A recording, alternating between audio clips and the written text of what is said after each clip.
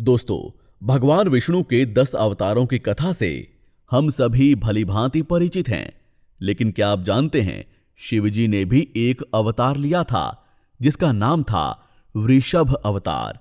और इस अवतार से उन्होंने श्री हरि के पुत्रों का संहार किया था। तो आखिर क्यों किया भगवान शिव ने विष्णु जी के पुत्रों का संहार, और क्या है इस अवतार के पीछे की कहानी, आइए मिलकर जानते हैं। शिवजी के वृषभ अवतार का उल्लेख हमें शिव पुराण में मिलता है।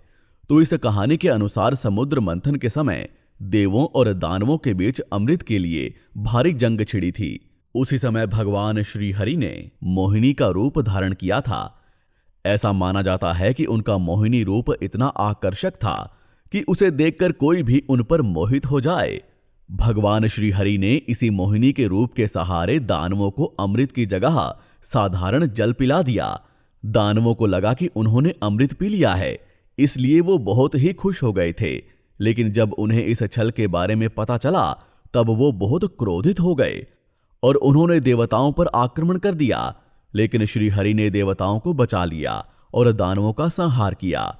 इस वजह से दानव डर गए और उल्टे पैर पाताल लोक भाग गए। लेकिन श्री हरि ने उनका पीछा किया और पाताल लोक पहुंचकर समग्र राक्षस जाति का अंत कर दिया। और इस दौरान भगवान विष्णु की दृष्टि कुछ अप्सराओं पर पड़ी, जिन्हें उन राक्षसों ने कैद कर रखा था।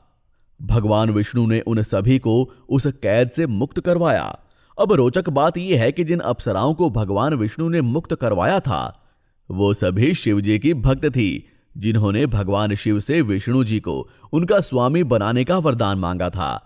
और श्री हरि का पाताल लोक जाना, इन अप्सराओं को कैद से छुड़ाना शिव जी की ही माया का एक हिस्सा था। अब जब भगवान विष्णु पाताल लोक पहुंचे, तब उन अप्सराओं का वरदान पूर्ण हुआ और शिव जी ने अपनी माया से श्री हरि को उन अप्सराओं का स्वामी बना दिया, जिसके पश्चात भगवान विष्णु पाताल लोक में ही रहने लगे।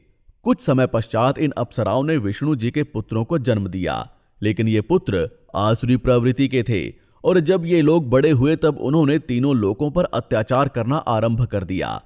तीनों लोग भगवान श्री हरि के पुत्रों के अत्याचार से परेशान हो गए थे। तब सभी लोग भोलेनाथ के समक्ष इस समस्या का समाधान मांगने के लिए गए। इसके पश्चात भगवान शिव ने श्री हरि के पुत्रों का वध करने के लिए वृषभ अवतार लिया और पाताल लोक पहुंचे। और कुछ ही समय में भोलेनाथ ने उन सभी का संहार कर दिया।